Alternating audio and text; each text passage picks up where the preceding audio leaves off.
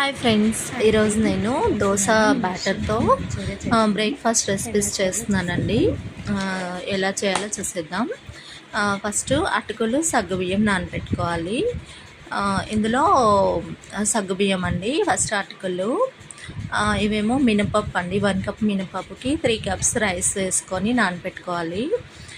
నానబెట్టుకొని మనకి నానబెట్టుకున్న ఇంగ్రీడియంట్స్ అన్నీ మనం మిక్సీ చేసుకొని మెత్తగా గ్రైండ్ చేసుకోవాలి. ఫస్ట్ స్వీట్ దోశ వేస్తున్నానండి. స్వీట్ దోశకి ఇట్లా మనం గ్రైండ్ చేసుకున్న బ్యాటర్ని ఇలా ప్యాన్లో వేసి స్ప్రెడ్ చేసుకొని మూత పెట్టుకోవాలి. మూత పెట్టుకొని ఆయిల్ వేసుకొని కాసేపు ఫ్రై చేసుకుంటే మనకి స్వీట్ దోశ రెడీ అవుతుంది. మనకి బెల్లం వాటర్తో ఈ స్వీట్ దోశ సర్వ్ చేసుకుంటే చాలా టేస్ట్గా ఉంటుంది. ఇదే బ్యాటర్తో ఊతప్పం చేస్తున్నాను.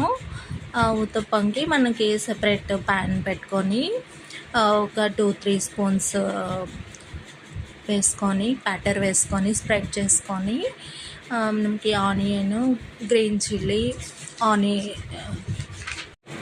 క్యారెట్, కొత్తిమీర, కరివేపాకు మనకి ఏ ఉంటే అవి మెత్తగా తురిమేసి పెట్టుకొని ఇలాగ స్ప్రెడ్ చేసుకోవాలండి. మనకి ఊతప్పం ఎలా చేసుకుంటామో అలాగా ఈ ఊతప్పం మీద స్ప్రెడ్ చేసుకోవాలి. స్ప్రెడ్ చేసుకొని ఆయిల్ వేసి బాగా క్రిస్పీగా ఫ్రై చేసుకోవాలి. ఫ్రై చేసుకుంటే మనకి ఊతప్పం రెడీ అవుతుందండి. ఇట్లా మూత పెట్టేసి ఒక 5 మినిట్స్ పెట్టామంటే మనకి ఈ ఊతప్పం రెడీ అవుతుంది.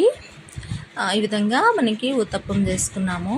ఇదే బ్యాటర్తో మనం దోశ కూడా చేసుకోవచ్చు అండి.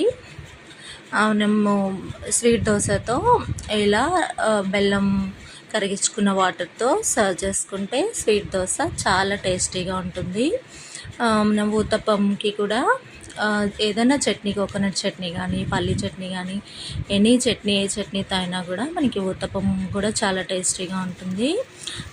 అదే బ్యాటర్తో దోశ అండి.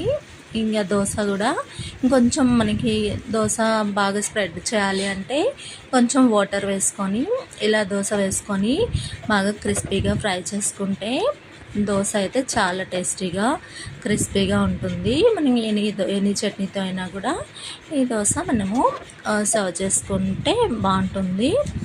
మనము బ్రేక్ఫాస్ట్ ఈరోజు చేస్తున్నామనగా ముందు రోజే ఇంగ్రీడియంట్స్ అన్నీ నానబెట్టుకొని మనం మార్నింగ్ నానబెట్టుకొని ఈవినింగ్ గ్రైండ్ చేసుకొని ఆ రోజు నైట్ అంతా ఫెర్మెంట్ చేసుకొని మనకి మార్నింగే మనం బ్రేక్ఫాస్ట్ ప్రిపేర్ చేసుకోవచ్చు.